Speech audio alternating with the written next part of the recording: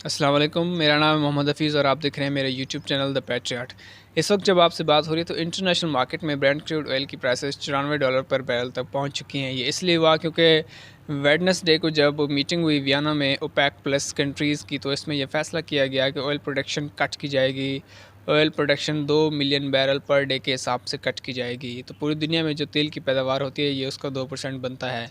तो आप इससे अंदाज़ा लगा सकते हैं कि वो कंट्रीज़, वो इकानमी जो पूरी तरह तेल पर इन्हसार करती हैं, उनमें फिर से महंगाई की नई लहर आएगी और उनमें फिर से जो अवाम है महंगाई का सामना करेंगी और तेल की कीमतें बढ़ेंगी। तो ओपेक है क्या? ओपेक एक ऑर्गेनाइजेशन है जो उन कंट्रीज़ पर मुश्तमिल है जो तेल की पैदावार से मशहूर हैं और तेल पैदा करती हैं।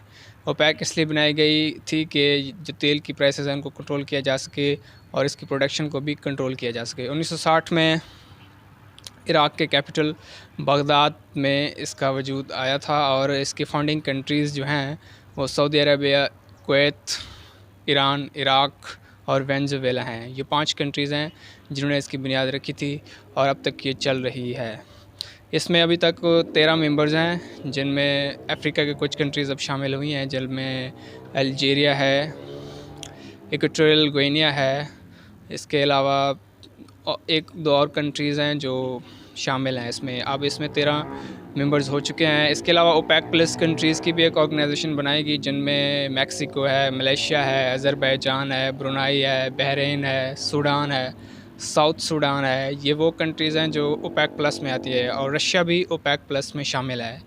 तो वेडनेसडे को जब मीटिंग हुई तो रशिया इस बात पर मुत्तफ़िक था कि 2 मिलियन बैरल पर डे के हिसाब से प्रोडक्शन में कमी लाई जाएगी, क्योंकि रशिया इस वक्त इकोनॉमिक सैंक्शंस का सामना कर रहा है। मौशी पाबंदियाँ हैं रशिया पर, यूक्रेन के ख़िलाफ़ जो उसने जंग शुरू की थी उसकी वजह से अमेरिका ने उस पर पाबंदियाँ लगा रखी हैं और उसकी ट्रेड नहीं हो रही है यूरोपियन कंट्रीज़ से, उसका तेल कोई नहीं ख़रीद रहा है। तो इसलिए वो चाहता है कि जब तेल की कमी लाई जाएगी, तेल की पैदावार में कमी लाई जाएगी तो इस कीमतें बढ़ेंगी। जब कीमतें बढ़ेंगी तो थोड़ा बहुत तेल जो उसका ख़रीद रहे हैं ममालिक वो महंगा बिकेगा, उसको ज़्यादा डॉलर मिलेंगे, ज़्यादा पैसा मिलेगा क्योंकि उसने अपनी इकॉनमी चलानी है। तो रशिया से इसको फ़ायदा होगा। सऊदी अरब भी उसका साथ दे रहा है, लेकिन अमेरिका के प्रेसिडेंट जो बाइडन ने इस पर तनकीद किया और कहा कि ये एक शॉर्ट साइटेड फ़ैसला है, ये फ़ैसला वापस लेना चाहिए क्योंकि इससे जो पुअर इकॉनमीज़ हैं, जो पुअर कंट्रीज़ हैं, उनको बड़ा इफ़ेक्ट होगा। अब पाकिस्तान की बात कर लेते हैं। पाकिस्तान में कुछ दिन पहले ही डीज़ल और पेट्रोल की कीमतें कम की गई थी और आवाम खुश हो रही थी कि हमें रिलीफ़ मिली है और आगे भी रिलीफ़ मिलनी थी। लेकिन अब जब इंटरनेशनल मार्केट में प्राइसेस बढ़ रही हैं डीज़ल पेट्रोल की, तो पाकिस्तान भी महंगा करेगा और मज़ीद कोई तवक्को नहीं है कि पाकिस्तान में कीमतें नीचे आएंगी, क्योंकि इंटरनेशनल मार्केट में जब कीमतें बढ़ती हैं तो हर ममालिक कीमतें बढ़ाता है पेट्रोल और डीज़ल की। तो पाकिस्तान में डॉलर का रेट भी नीचे आ रहा था, तो तवक्को हम कर रहे थे कि रिलीफ़ मिलेगी आवाम को, लेकिन अब ऐसा कुछ होता हुआ दिखाई नहीं दे रहा, क्योंकि जैसा ही ऐलान हुआ है ओपेक प्लस का, तो जो फ़ी बैरल तक कीमतें हैं पेट्रोल और डीज़ल की, पेट्रोलियम मसनूआत की, वो $94 तक पहुंच चुकी हैं। तो इससे बड़ा धचका लगा है ख़ास तौर पर उन कंट्रीज़ को जो तेल पर इन्हसार करती हैं, जैसे इंडिया हो गया, पाकिस्तान हो गया, बांग्लादेश, चाइना वगैरह, इंडोनेशिया है। ये ऐसे ममालिक हैं जो तेल पर इन्हसार करते हैं, तो इनकी इकॉनमीज़ को बड़ा धचका लगेगा, आवाम को परेशानी फिर से झेलना पड़ेगी और महंगाई का सामना करना पड़ेगा।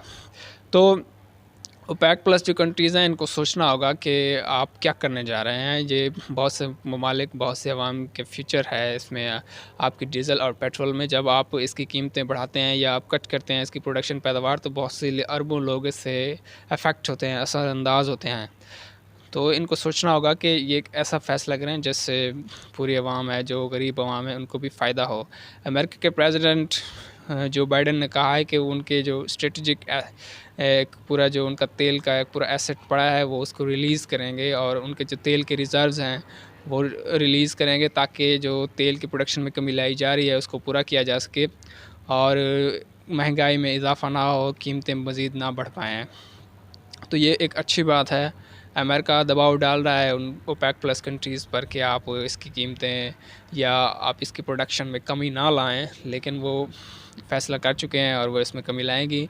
इसमें रशिया का बहुत बड़ा किरदार है। पहले भी रशिया की वजह से महंगाई आई हुई पूरी दुनिया में, क्योंकि उसने जब यूक्रेन के ख़िलाफ़ जंग शुरू की, तो यूक्रेन एक ऐसा मुल्क है जो पूरी दुनिया में गंदम एक्सपोर्ट करता है और बहुत से ममालिक यूक्रेन से गंदम लेते हैं। जब रशिया ने उसके ख़िलाफ़ जंग शुरू की तो उसकी गंदम की एक्सपोर्ट रुक गई और बहुत से ममालिक में गंदम की शार्टेज हो गई, वहाँ पर महंगाई में बहुत ज़्यादा इजाफ़ा हो गया। लेकिन अब इस फ़ैसले से मज़ीद जो महंगाई है उसमें इजाफ़ा होगा और आवाम को फिर से उन्हीं हालात का सामना करना पड़ेगा।